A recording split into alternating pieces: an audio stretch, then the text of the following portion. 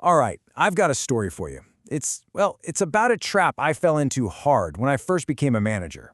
It's this thing I call the doing paradox, where you try so hard to be the hero for your team, but you kind of end up being the villain instead. Let's get into it. Okay, so picture this, right? It's 11:47 p.m. The office is completely empty, totally silent except for, the hum of the servers and me.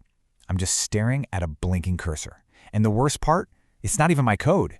This was my life as a brand new manager. My nights were spent being the team's secret and very tired coder. And in my head, I had this whole story worked out. It was a perfectly logical, airtight justification. You've probably told yourself something similar. It went like this. Okay, Priya's been stuck on this bug for like 2 days. I know exactly what this is. I can fix it in an hour, maybe less. It's just efficient, right? I mean, I'm unblocking my team. I'm being a good manager. This is what heroes do. And right then, just as I'm feeling all smug and heroic, my phone buzzes. It's my mom. Oh man. She had made my favorite dinner about 6 hours ago. So I sent back the classic, so sorry, still at the office. Her response? A single, solitary thumbs up emoji. You know that thumbs up? It's the one that just radiates disappointment. It's not angry, it's a deep generational level of, I'm not mad, but you're breaking my heart. All right, so fast forward to the next morning, I'm about to unveil my heroic late-night coding masterpiece to the team. I'm honestly expecting a round of applause, maybe even a slow clap. Spoiler alert, I did not get a parade. So I stumble into our daily stand-up, probably looking like I haven't slept in a week, and I make my grand announcement. Hey everyone, great news! I fixed Priya's bug last night. Oh, and I also rebuilt that pipeline Rahul was struggling with. And then, nothing. Just silence. You know that really awkward silence where you can practically hear people's eyeballs moving? Yeah, that was it. No thank yous, just confusing.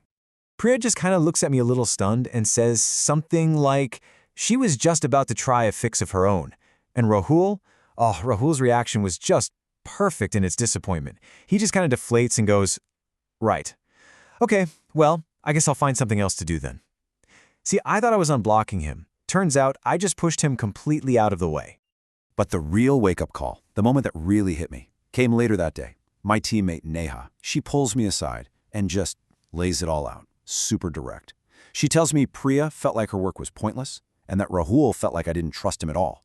And then she dropped this line on me that it completely floored me.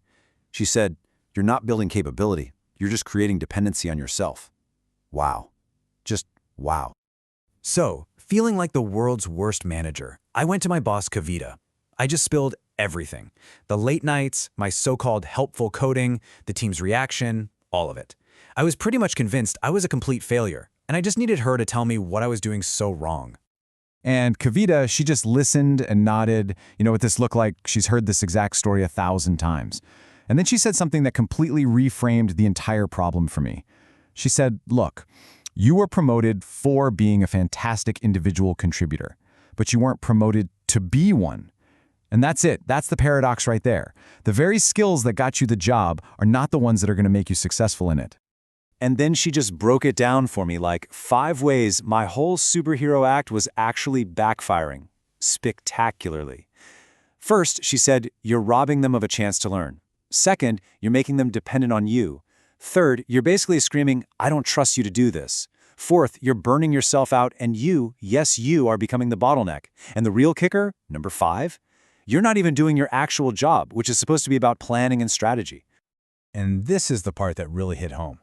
She told me something her old manager once said to her. Your code is no longer your contribution. Your team's growth is your contribution. And bam, that was it. My job wasn't to be the best coder on the team anymore. My job was to make the whole team better. The team, they were my new product.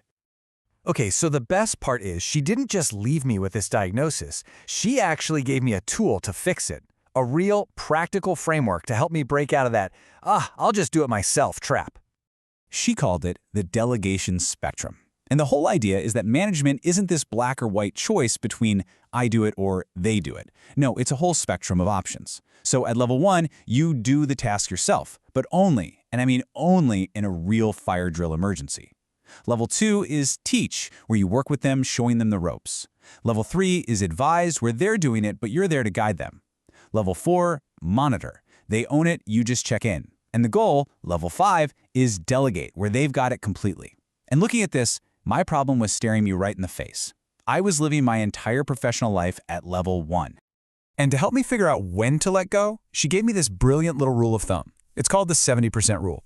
Basically, if someone on your team can do a task even 70% as well as you think you can, you delegate it. You just have to.